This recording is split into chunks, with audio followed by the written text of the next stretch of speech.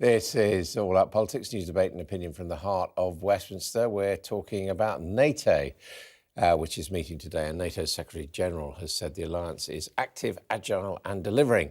And he insisted that it's the most successful alliance in history because of its ability to adapt. Jens Stoltenberg was speaking in response to the French president's assertion to The Economist that NATO is brain dead because of its inability to intervene in Turkey's offensive in northern Syria.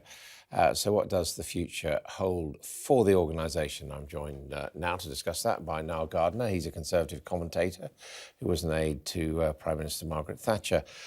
Here too is Sir Peter Westmacott, former British ambassador to a number of places, including the United States. And joining us from northern Italy is the French political commentator, Agnès Poirier. Thank you all very much indeed for joining us. Agnès, it seems that the person who's least happy with NATO following Donald Trump's comments is actually President Macron. Is that fair?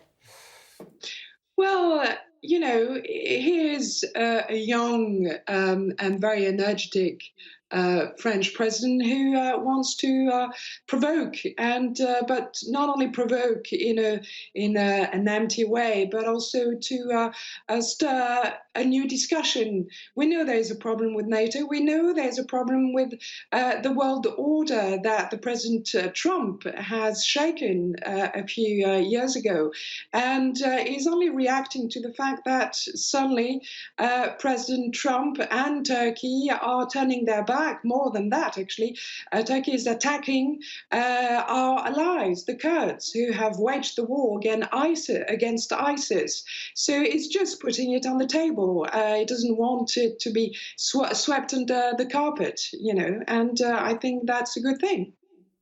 How awkward is this whole situation with Turkey and Syria?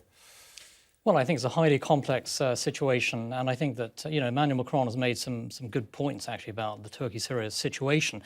But in terms of the big picture, I think Macron's overall approach towards NATO has been very unhelpful, with insulting comments, as President Trump says, about NATO being on its deathbed, which is completely untrue. And I think there's a great deal of political posturing from Emmanuel Macron that has been hugely unhelpful in the lead up to this week's summit.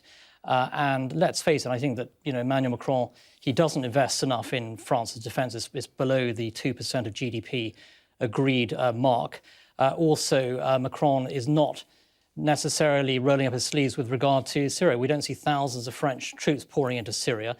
So he's someone who talks a big game, but actually does very little in terms of substance. And I think that Macron's approach towards NATO is unhelpful, and also he's advancing an appeasement approach towards Vladimir Putin, I think, which is absolutely appalling and disgraceful. Peter Westmacott, you've also been ambassador to Paris. In fact, what we're seeing is NATO reverting to its traditional role, where the Americans are more supportive of NATO, they grumble about paying too much, and actually it's the French who are the fly in the ointment, if you like, because historically they've always had their doubts about Historically, NATO. they had their doubts. We had the empty chair policy practiced by General de Gaulle, and France has always wanted to be a bit more independent than other members of NATO. France's nuclear deterrent is, of course, outside formally the NATO defence machinery, whereas ours is inside, as is the American one. So, yes, it is a little bit of reversion to type, but I do think also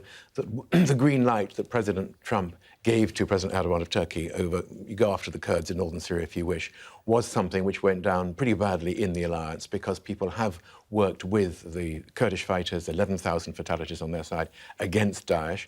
And even some of President Trump's normal traditional allies in America said, what are you doing? This isn't the right thing to do. And I think what Macron was doing was picking up on that point. And there's a tradition of French support for Kurdish issues over a long, long time, which goes back many years. So I think this is a very delicate area, and people are wondering a little bit about the relationship between President Erdogan in Turkey and what's he doing for NATO, and the broader relationship with President Trump. So that's part of what it is about. And then it's also, I think, two big beasts in NATO, neither of whom really wants to yield ground to the other. When somebody's trampling around, you're not necessarily going to give way, and there's a bit of that going on too. Agnès Poirier, is it also sort of a fight over, as we were hearing there, the relationship with President Putin, that the French would like to reopen relations, and also, of course, Mr. Macron's more interested in developing a European defence force than he is in NATO? Yes, completely. I mean, he's just saying, can we still rely on America and the commitment of America with NATO? I mean, we've heard President Trump in the last few years saying, first of all, turning its back on the European project, being very pro-Brexit, for instance, which only weakens Europe further. And President Macron says Europe is not only an economic market that we need to expand, it's also a geopolitical power that needs to start thinking in terms of strategy and in strategic terms. And what Turkey is doing as a NATO ally is unacceptable.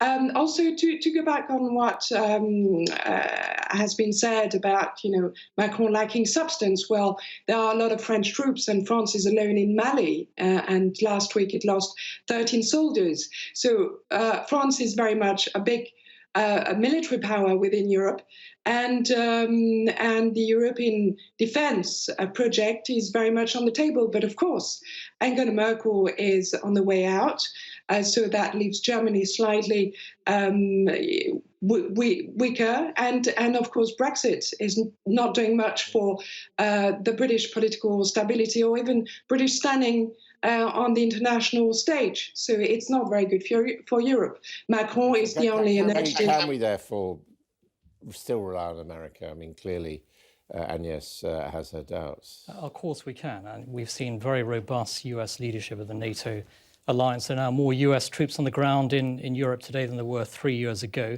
There's increased US defense spending. I think the United States is 100% committed to leading the NATO alliance alongside Great Britain, and it is US and British leadership of NATO that makes NATO work. What do you think? I would say that the criticisms that have been made by Macron have produced from Donald Trump resounding declarations of support for an alliance about which he sounded pretty wobbly when he first became president. So I think from the point of view of NATO and reassertion of US leadership and commitment to the values of that alliance, this is quite a useful moment. And it's been very good to hear President Trump being so positive about the alliance, because he really wasn't a year or two back. OK, thank you all very much indeed. We could discuss this for much longer. Thank you. This is All Out Politics. Coming up next, how voters can spot bad and misleading information online.